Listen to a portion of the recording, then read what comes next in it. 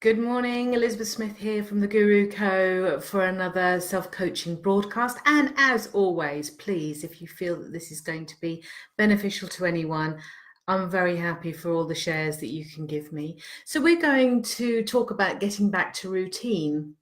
And it's one of those subjects that I think we often don't go back and revisit.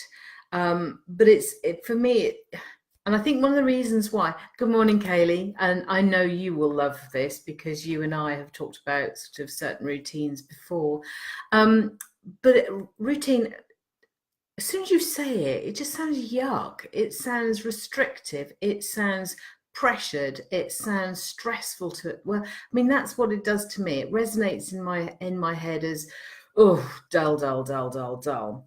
However, why do we do it? Let's look at the positives. As always, if we want to change something or we want to bring something into our lives, we have to think about something positive. We have to hook into it in order for it to have value for us. So think about it. We are creatures of habit.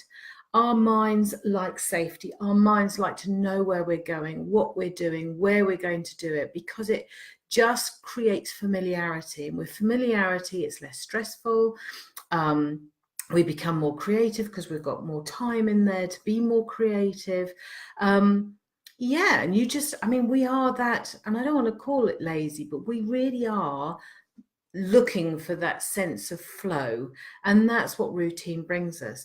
And then if you look at all the evidence where we look at successful people, and you see write-ups about them, they all have morning routines or evening routines. They all can spit off very, very quickly what they do. I get up between 5 and 6 every morning. I do yoga, I do this and I do that. And absolutely they do. This is not knocking them. I have a daily routine, and I have no doubt in my mind you have a daily routine. Even if it comes down to you clean your teeth before breakfast or after breakfast, you'll only have coffee, you won't have tea, or you'll only have coffee up until 12 o'clock and then you'll have tea in the afternoon. That's routine.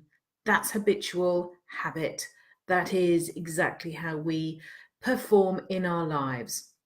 So talking about it, talking about bringing it to something where we actually want it and we want to introduce it. So why now? Why today? Well, I'll tell you why. Because like I said on Monday, children are back to school. I will find any reason to tweak a routine or to introduce something new and fresh into my world and my life, because I do love a bit of change. So that's why I'm thinking today, because children are going back to school, people are going back to their businesses, people are going back to their schools, they're going back to college, university, they're starting new jobs. I'm just thinking about both my girls. One's going back to her business and one is going to starting a new job. So all of that can clash with family life. So I thought we would start with reframing routine. And when I say reframing routine, I'm thinking about just putting, I don't know, a different coloured backing to it or a different frame around it, just to make it more exciting and more conducive to our environment. So let's think about it. I came up with 3 things. So I think success sequencing. I thought about, what else did I think about? I thought about safety strategies. I thought about nurturing the rhythm of my life. So they're the sort of things you choose. Just come up with something else that gives you that that sense of excitement about what you're just about to plan. Then I thought, okay, how would I do this? How am I going to do this? Well, I'm a sucker for stationery. Anyone who knows me, I am a sucker for stationery. So if I can find some really nice stationery, so it's things like sort of, I don't know, diary planning, chart planning, anything like that. If I can find something that I like to fill in with a nice pen and some nice paper, I will. So yeah, what about that? What about a family chart of what we're doing and where we're going and how it can look? I actually created a menu list last on Sunday, because me and my husband, we get to that time of the week where you go, what do you want for tea? I don't know what I want for tea. What do you want for tea? And it's just like, ugh. So actually, if it's up there, it's like, okay, I quite like that, but actually I prefer that. So why don't we swap our menu around? But there's no stress there. You've already thought about it. You've already planned it. And this is the thing with routine. If you have it planned and you have it plotted, in actual fact, it's less stressful. You get more done because you can see where your supposed gaps are, or you can move something slightly this way or slightly that way, and then you can squeeze something else in and make sure you squeeze in the nice stuff. So, yeah, so I'm thinking about sort of, you know, if you don't have children like me, then choose another reason for changing up your routine or getting into a better routine. What are the things that you would really like to achieve that you're not managing to achieve for whatever reason? Switch your routine around, bring in that rhythm for your life, learn that new dance. And I always look at things like this about dance and step, because if we're out of sync and out of sequence with demands of today, just pause for a moment and just bring yourself back in. What is it demanding of me? Think of the army.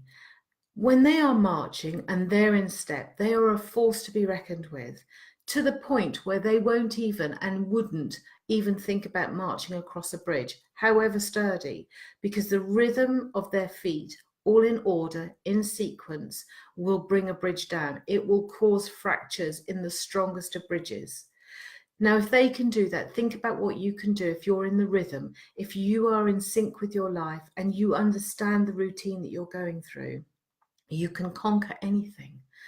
Then think about when you're learning to dance and you learn a new dance step, or you're doing a step class, or you're doing Zumba. Blimey, me and Zumba.